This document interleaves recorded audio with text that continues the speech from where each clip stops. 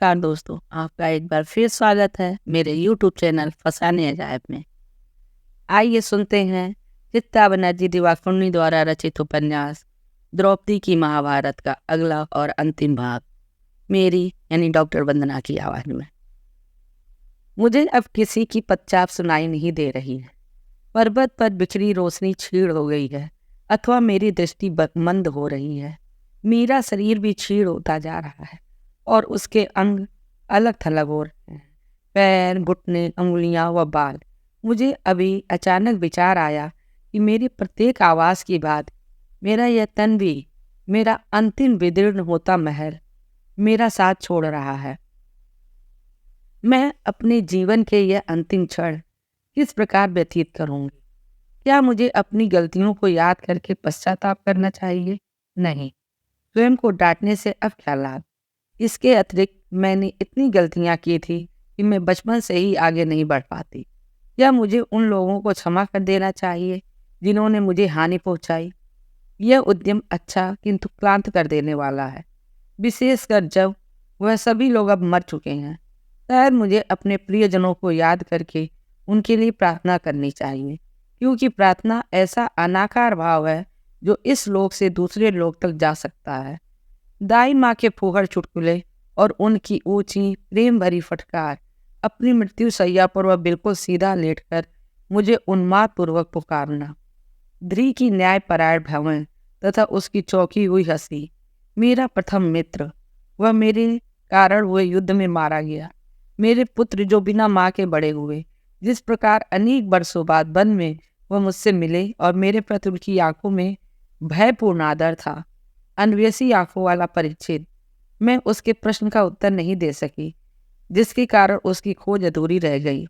मैं उसके ऊपर आने वाले संकट से उसे सावधान नहीं कर पाई थी। और कर्ण, जो अशुभ नक्षत्र में पैदा हुआ था, जो अलंकृत दरबार में अपनी आंखों में कटुता का भाव लिए अकेला बैठता था, वह भाव जो मेरे कारण था, मेरे प्रति प्रेम और घृणा में बटा हुआ कर्ण, जिसने कुंती के प्रलोभन को अस्वीकार करके अपना बलिदान दे दिया। तुम भी द्रौपदी के पति हो सकते हो, यह जानकर कि मैं अपने अंत समय में अपने पतियों के स्थान पर उसे याद कर रही थी, क्या वह दोष मुक्त हो पाता? और अंतिम बार यह सोचता कि मैंने स्वयंवर में गलत व्यक्ति का चुनाव किया। यद्यपि मेरे याद करने के बाद भी चेहरे घूमते जा रहे थे, शायद इसलिए कि मैंने उन्हें आहत किया था, क्योंकि मैंने उन सब के साथ किसी न किसी ढंग से विश्वासघात किया था। वह एक दूसरे में मिलते चले गए और फिर आकाश में व्याप्त अंधकार में विलीन हो गए और मैं अकेली रह गई। इस बर्फीली पहाड़ी पर मरने के लिए अकेली छोड़ दी गई हूँ। कैसी विडंबना है कि अपने 5 पतियों की आवश्यकताओं की पूर्ति में मेरा संपूर्ण जीवन बीत गया था, किंतु मेरे जीवन के अंतिम क्षणों में आज उनमें से एक भी मेरे साथ नहीं था। बहुत समय पहले मैंने व्यास की अग्नि आत्माओं से पूछा था कि क्या मुझे प्रेम मिलेगा। उन्होंने मुझे आश्वासन दिया था कि मुझे प्रेम प्राप्त होगा, परंतु उन्होंने झूठ बोला था। मुझे प्रतिष्ठा मिली, आदर और भय मिला, प्रशंसा भी मिली, परंतु वह प्रेम कहाँ गया जिसकी मुझे बचपन से इच्छा थी? वह व्यक्ति कहाँ गया जो मुझे मेरी समस्त कमियों के साथ पूरी तरह स्वीकार करे और प्रेम भी करे? आत्मदया का भाव, मुझे इस भाव से सदैव घृणा रही है, मेरे भीतर विद्यमान रहा है, और उसमें से जो शेष है उसने इस बोध के साथ मेरे साहसी संकल्पों को मिटा दिया है। वर्षा आरंभ हो गई है, यदि बर्फ की नुकीली बूंदों को ऐसा कहा जा सकता है। वह मेरे चेहरे को बींध रही हैं। मेरे शरीर का यही एक भाग शेष रह गया है। अपना ध्यान अपनी पीड़ा से हटाने के लिए मैं सोचने लगती हूँ कि कृष्ण को वर्षा कितनी पसंद थी, और कैसे जब मैं एक बार द्वारिका गई थी तो उन्होंने मुझे अपनी गीली आलिंद में बुलाकर वर्षा में नृत्य करते मयूर दिखाए थे। मेरे विषय में सोचने का समय हो चुका, उन्होंने मुझे कहा। आश्चर्यचकित होकर मैं उस प्यारी परिचित आवाज को सुनने के लिए मुड़ना चाहती हूँ, किंतु मैं अब अपना चेहरा नहीं घुमा सकती। मुझे लगा कि अपनी आँख को एक कोने से मुझे पीला रंग दिखाई दिया, अथवा यह सिर्फ मेरी इच्छा का बल है। तो अब तुम्हें लग रहा है कि तुमने मेरी सिर्फ कल्पना की है। मैं तुम्हें बताना चाहता हूँ कि मैं सचमुच हूँ, परंतु तुम यहाँ इस विचित्र और अत्यंत अराजसी मुद्रा में बर्फ पे लेटी हुई क्या कर रही हो? मैं प्रार्थना करने का प्रयास कर रही हूँ, मैंने अपनी बची हुई प्रतिष्ठा के बल को एकत्रित करके कहा। परंतु समस्या यह है कि मुझे एक भी श्लोक याद नहीं आ रहा। तुम्हें पहले ही कौन से श्लोक आते थे? उन्होंने ठीक कहा। मैं कभी औपचारिक प्रथाओं के पक्ष में नहीं थी, तथापि मैं उन्हें उनकी असमय चंचलता के लिए रोकना चाहती थी, जैसा कि मैंने पहले कई बार किया था। परंतु खींचने में बहुत ऊर्जा व्यय होती है। यदि आपने ध्यान दिया हो तो मैं मर रही हूँ, मैंने मंद स्वर में कहा। यदि मैंने इस प्रार्थना नहीं की तो शायद मुझे नरक की अग्नि में, यदि वह सचमुच होती है, तो झोंक दिया जाएगा। क्या वह सचमुच होती है? मृतक होने के नाते आपको तो पता ही होगा। सच होती है और नहीं भी, वह कह रहे हैं, ठीक वैसे ही जैसे मैं मृत हूँ और नहीं भी हूँ। मैंने देखा कि उनकी पहेलियों में बात करने की आदत अभी गई नहीं है, परंतु नरक की आग के विषय में अभी मत सोचो। और यदि तुम्हें कोई प्रार्थना याद नहीं आ रही है तो भी परेशान मत हो। इसके स्थान पर कुछ ऐसा सोचो जिससे तुमको खुशी मिले। मैं अपने जीवन के विषय में विचार कर रही हूँ। किस चीज़ से मुझे प्रसन्नता होती थी, किस बात से मुझे शांति मिलती थी? शायद कृष्ण का तात्पर्य इसी प्रसन्नता से है, ना कि उत्तेजना का वह पहिया जिस पर बैठकर मैं पूरी उम्र ऊपर नीचे घूमती रही हूँ, और जिससे एक पल खुशी तो दूसरे पल उद्विग्नता मिलती है। निश्चय ही मेरे आसपास रहने वाले किसी पुरुष अथवा स्त्री ने मुझे इस प्रकार की खुशी नहीं दी, और सत्य कहूँ तो न मैंने उन्हें वह खुशी प्रदान की। यहाँ तक कि विचित्र व सुंदर कल्पनाओं से भरे मेरे महल ने भी, जिसे मैंने किन्हीं अर्थों में अपने पतियों से अधिक प्रेम किया था, जो मेरे गर्व का सर्वश्रेष्ठ प्रतीक था, मुझे अंत में दुख के अतिरिक्त और कुछ नहीं दिया। मैं अपने सिर पर कृष्ण के हल्के स्पर्श की कल्पना कर रही हूँ, क्योंकि मैं उसे देख नहीं सकती। वह मेरे सिर पर धीरे धीरे हाथ फेर रहे हैं, जैसे एक माँ अपने जोरग्रस्त बालक को प्यार से दुलारती है। हालांकि यहाँ भी मैं सिर्फ कल्पना कर रही हूँ, क्योंकि मेरी अपनी माँ नहीं थी और मैंने अपने पुत्रों को माँ का सुख न देकर उन्हें किसी अन्य के भरोसे छोड़ दिया था। याद नहीं आ रहा, मैंने कहा। शब्द मेरे मुंह में गांठ की तरह इकट्ठे हो रहे हैं। मुझे पता है कि शीघ्र ही मैं ठीक से नहीं बोल सकूंगी। मैं अपने हृदय में इतने लंबे समय से दबे उस प्रश्न को लेकर नहीं मरना चाहती, इसलिए पूछ रही हूँ। भीष्म ने सभा में मेरा घोर अपमान देखकर भी मेरी सहायता क्यों नहीं की? तुम्हारा मस्तिष्क किस प्रकार मत्त बंदर की तरह कूदता है। भीष्म नियमों के विषय में बहुत गहराई से सोचते थे, उसके कारण वह निष्क्रिय हो जाते थे। वह ठीक से इस बात पर निश्चय नहीं कर पाए कि क्या तुम दुर्योधन की संपत्ति बन चुकी थी। यदि ऐसा था तो उन्हें हस्तक्षेप करने का कोई अधिकार नहीं था, परंतु कभी कभी व्यक्ति को तर्क का साथ छोड़कर हृदय के सहज बोध को भी मानना चाहिए, फिर चाहे वह नियमों के विरुद्ध ही क्यों ना हो। मैं उनकी इस बात में सहमत होना चाहती हूँ, किंतु एक कपटपूर्ण आदत से मुझ पर हावी हो रहा है। मैं संकेत को समझ रही हूँ, और यद्यपि इस पूरे समय मैंने साहसी बने रहने का संकल्प किया था, मुझे एहसास हो रहा है कि मैं सहसा शून्यता में हो रहे अपने विलय से भयभीत हो रही हूँ। मुझे छोड़ो मत, मैं कृष्ण को कह रही हूँ। मुझे नहीं पता, किंतु किसी कारणवश यह महत्वपूर्ण है कि मेरी मृत्यु के समय वह मुझे स्पर्श करते रहे, परंतु मेरे मुंह से शब्द नहीं निकल रहे हैं। चिंता मत करो, उन्होंने कहा, मानो उन्होंने मेरी बात सुन ली हो। अब ध्यान से सुनो। तुम्हें एक कार्य करना है, अपने जीवन पर एक दृष्टि डालो। क्या तुम्हें विश्वास है कि तुम्हें प्रसन्नता का एक भी क्षण याद नहीं आ रहा? अप्रत्याशित रूप से मुझे याद आ जाता है। मैं हस्तिनापुर के द्वार पर कृष्ण के रथ के पास खड़ी उन्हें द्वारका के लिए निकलने से पहले नारियल का ठंडा पानी दे रही हूँ। मैं उनसे शिकायत करती हूँ कि आजकल वह अधिक मिलने नहीं आते, और यह कि इससे तो हम लोग वन में अच्छे थे, जहाँ कम से कम वो हमसे मिलने तो आते रहते थे। उन्होंने कहा, उस समय तुम्हें मेरी अलग ढंग से आवश्यकता थी, परंतु तुम्हारे हृदय में आज भी मेरा उसी तरह वास है। जब वो मुस्कुराते हैं तो उनकी आंखों के कोनों पर झुर्रियाँ पड़ती हैं। उनके बाल कहीं कहीं से सफ़ेद हो गए हैं, जो आयु बढ़ने का पहला संकेत है। युद्ध ने, जिसमें वह हमारे लिए सहर्ष सम्मिलित हो गए थे, वृद्ध होने की प्रक्रिया को और तेज कर दिया था। खींचने का ढोंग करने के बावजूद मैं प्रेम के प्रवाह में बह गई थी। मैंने उनसे कहा कि अगली बार इतना समय मत लगाना। वो बोले, नहीं लगाऊंगा, जब तुम्हें उम्मीद भी नहीं होगी मैं तब आ जाऊंगा। मैं उन्हें रथ पर जाते हुए देखती हूँ। शरद ऋतु पर सूर्य मेरे कंधों पर दुशाले की तरह कोमलता से बिखरा हुआ है। कोई यदि मुझसे उस क्षण पूछता कि मुझे क्या चाहिए, तो मैं कहती कुछ नहीं। मुझे नहीं पता था कि मैं उनको अंतिम बार अलविदा कह रही थी। हवा में गिरते पत्तों की तरह अन्य कई स्मृतियां आ रही हैं। उनका कोई निश्चित क्रम नहीं है। कभी मैं अपने पिता के महल में बच्ची बनकर तितली का पीछा कर रही हूँ और पसीना तथा आंसू साथ साथ बह रहे हैं कि तभी कृष्ण अपना हाथ आगे बढ़ा देते हैं।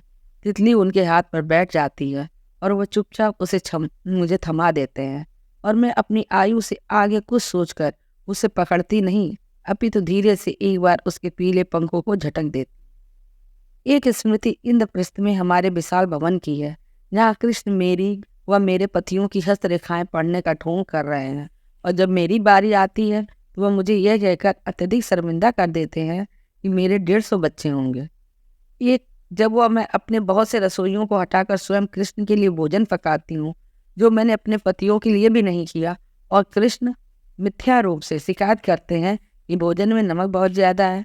उसके बाद एक यह है, जब मैं उन्हें अपना उद्यान दिखा रही हूँ, जो कि संसार का सबसे सुंदर उद्यान हो सकता है, बशर्ते उसमें एक परिजात का वृक्ष लग जाए, जो मुझे कहीं नहीं मिला। वह मुस्कुराकर अपनी मुट्ठी आगे करते हैं। जब मैं उसे खोजती हूँ तो उसमें एक बीज रखा हुआ होता है। मैं इसे बो देती हूँ और वह बड़ा होकर परिजात के समूचे उपवन में बदल जाता है। इसके बाद एक गंभीर क्षण याद आता है।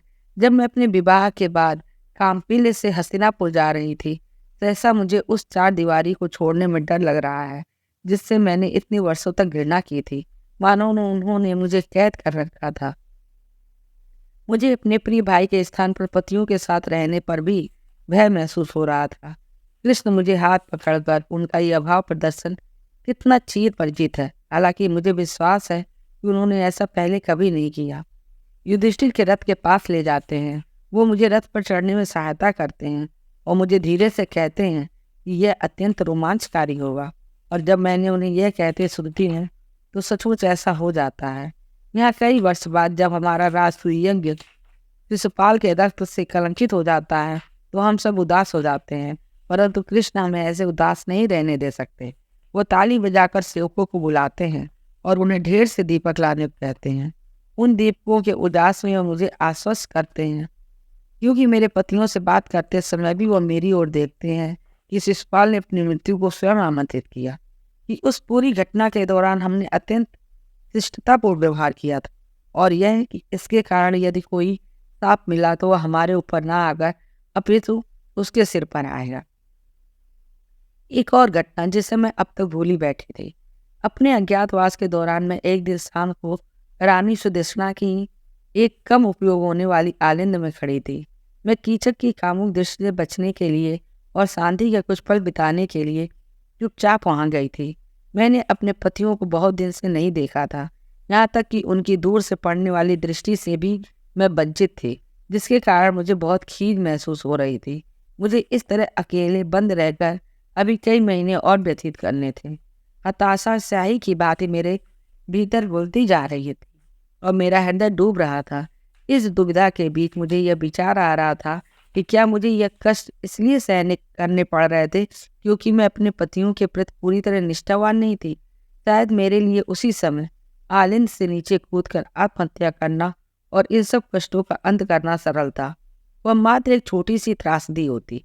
मेरे पति कुछ समय चुपचाप विलाप करते, किंतु अज्ञातवास का समय समाप्त हो जाने के बाद वह उस दुख से बाहर निकल आते और अपनी नीति को पूर्ण करने में व्यस्त हो जाते। उस आलिंद से बाहर एक सकरा मार्ग दिखाई देता था, जहां से अधिकतर विक्रेता या सेवक एक ग्रह से दूसरे की ओर दौड़ते रहते थे। यद्यपि उस दिन अश्वारोहियों का एक समूह, जो वेशभूषा से अजनबी लग रहे थे, उस मार्ग से जा रहे थे। शायद वह मार्ग भटक गए थे। मैंने नगर की परंपरा अनुसार चेहरे पर आंशिक रूप से पर्दा ले लिया। मुझे चिंता करने की आवश्यकता नहीं थी। दिशा पूछने में व्यस्त उन लोगों का ध्यान मुझ पर नहीं गया था। वह लोग मेरे गृह नगर की भाषा में बात कर रहे थे। मुझे सहसा घर की याद आ गई और मुझे उनका अभिवादन करने की अनुचित और खतरनाक इच्छा को दबाना पड़ा। वह मेरे सामने से निकल रहे थे। जब अंतिम व्यक्ति ने ऊपर मेरी ओर देखा, वह कृष्ण थे। यह बात असंभव थी, किंतु वह कृष्ण ही थे। उनकी पगड़ी में मोर पंख खिलता हुआ साफ दिखाई दे रहा था। वह न कुछ बोले और न ही मुझे इशारा किया, परंतु उन्हें देखकर मेरे भीतर सांत्वना की लहर दौड़ गई। अगले 1 महीने तक उनकी वह दृष्टि मेरी याद में ठीक वैसे ही रहने वाली थी, जैसे मेरे हाथ पर स्नेहमय हाथ का स्पर्श, जो मुझे यह याद दिलाता रहेगा कि वो मुझे भूले नहीं थे। उसने मुझे वह शक्ति प्रदान की कि जो उस समय मेरे जीवित रहने हेतु और स्वयं को ऐसे किसी भी उग्र कृत्य से दूर रखने के लिए आवश्यक थी, जिसके कारण हमारा भेद खुल सकता था। अब मुझे पता लगा कि सदा मेरे साथ वो रहते थे, कभी सामने प्रत्यक्ष तो कभी मेरे जीवन की परछाइयों में छुपे हुए रूप में। जब मुझे लगता मैं अकेली हूँ, तो उस समय वह इतनी सूक्ष्म ढंग से मेरा साथ देते थे कि मैं उन्हें देख नहीं पाती थी। मेरे अत्यंत अप्रिय व्यवहार के बावजूद वह मुझसे प्रेम करते रहे। उनका यह प्रेम मेरे जीवन के अन्य सभी प्रकार के प्रेम से भिन्न था। अन्य लोगों की बात वह मुझसे किसी प्रकार के व्यवहार की अपेक्षा नहीं रखते थे। मैं उनकी बात नहीं मानती थी, तो भी उनका प्रेम अप्रसन्नता, क्रोध अथवा घृणा में नहीं बदलता था। वह सुखदायी था।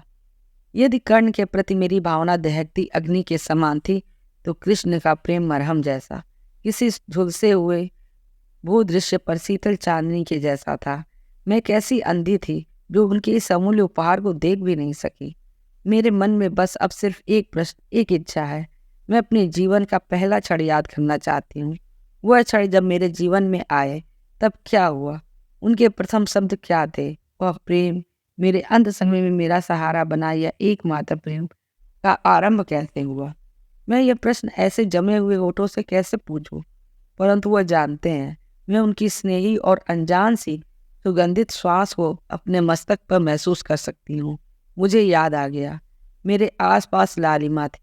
हालांकि मैं किसी कक्ष में नहीं थी।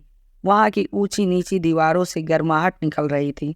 मेरा शरीर नहीं था, कोई नाम नहीं था, फिर भी मुझे पता था कि मैं कौन हूँ।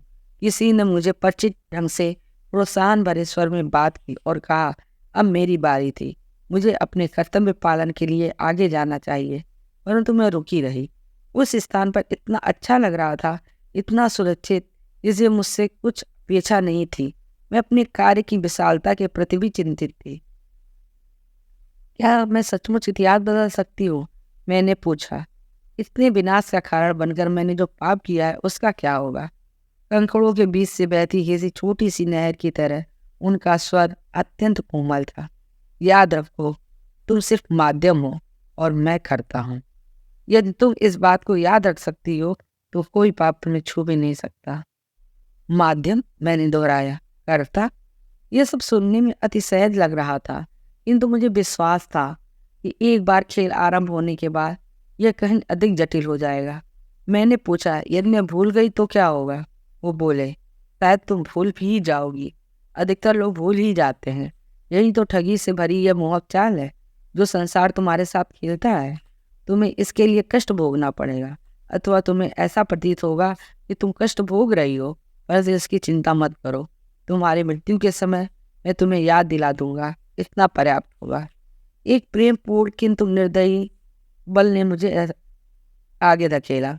मुझे लगा मैं उस लालिमा के मध्य से उड़ती हुई जा रही हूँ और मुझे आकार मिलता जा रहा है। अब मेरे हाथ और पैर थे, मेरे गले में आभूषण भी थे। मैं स्वर्णिम वस्त्र में लिपटी हुई थी। गर्मी बढ़ती जा रही थी, मुझे जल्दी करना होगा। अग्नि से निकल रहे धुएं से मुझे खांसी उठ रही थी और मेरा दम घुट रहा था। मेरे पैरों के नीचे का पत्थर पिछले 100 दिनों से पुरोहितों द्वारा अग्नि में डाले जा रहे घी के कारण चिकना हो गया था और वायु में ऐसी कटु गंध भर गई थी जो मैंने पहले कभी महसूस नहीं की थी। मैं जैसे ही चक्कर खाती हुई उसमें से बाहर निकली, तो उस गंध का नाम प्रकट हो गया, प्रतिशोध। मेरे भाई ने मेरा हाथ पकड़ लिया ताकि मैं गिर न जाऊं। मेरे मस्तिष्क समेत सब कुछ हिमचूर्ण में परिवर्तित हो रहा है।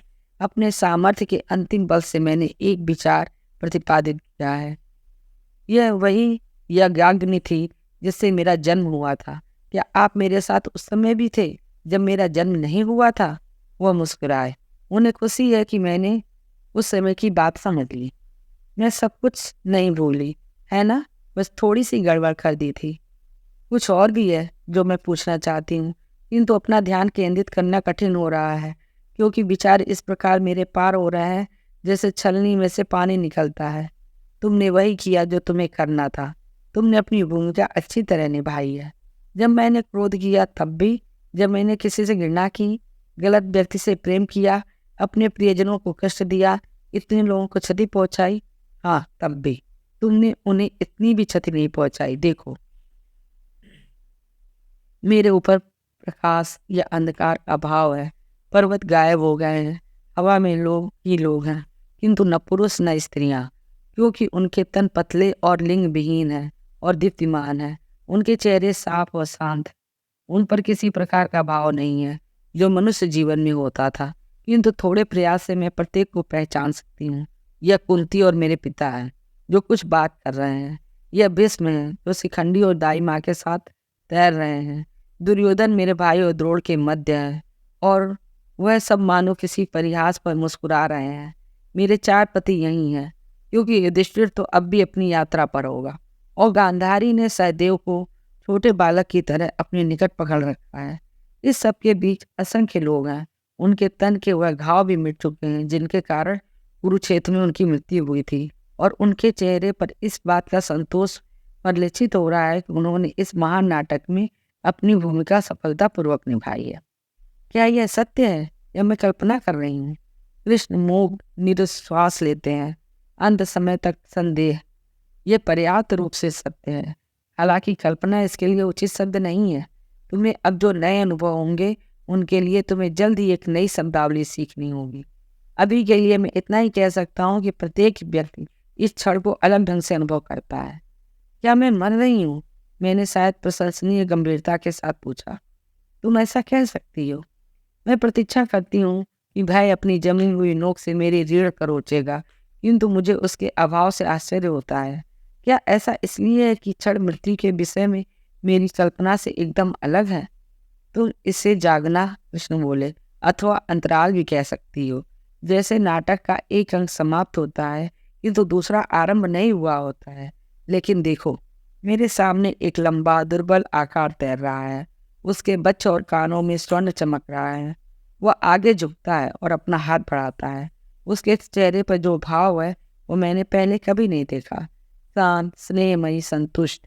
मैं झिझकती हूँ कि मेरे पति क्या सोचेंगे, किंतु फिर मुझे लगता है कि इससे कोई फर्क नहीं पड़ता। अब हम पति और पत्नी नहीं हैं, और ना ही कर्ण। यदि अब उस प्रसन्न व धीर नेत्र वाले जीव को इस नाम से पुकारना उचित है तो उसका स्पर्श वर्जित। मैं सबके सामने उसका हाथ पकड़ सकती हूँ।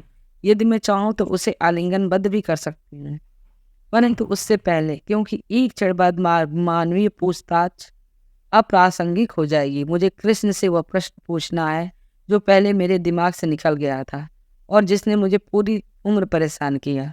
क्या आप सचमुच ईश्वर हैं? क्या तुम्हारे प्रश्न कभी समाप्त नहीं होंगे? कृष्ण ने हंसते हुए कहा। बछड़ों के गले में बंधी पीतल की घंटियों की खनक की तरह वह ध्वनि मेरी श्रवण शक्ति और चली जाने के बाद भी मेरे साथ रहेगी। हाँ, मैं हूँ, तुम भी हो, और यह तुम्हें पता है। मैं उनकी बात को समझने का भरसक प्रयास करती हूँ। मुझे पता है कि इसे समझना आवश्यक है, परंतु उनके शब्दों ने मुझे दुविधा में डाल दिया। मैं तो स्वयं को दिव्य नहीं मानती। इस शरीर के नष्ट होने व इन विचारों के विस्मृत होने के साथ मुझे तो ऐसा लगता है कि मैं शून्य से भी कुछ कम हूँ। कृष्ण मेरे हाथ को स्पर्श करते हैं।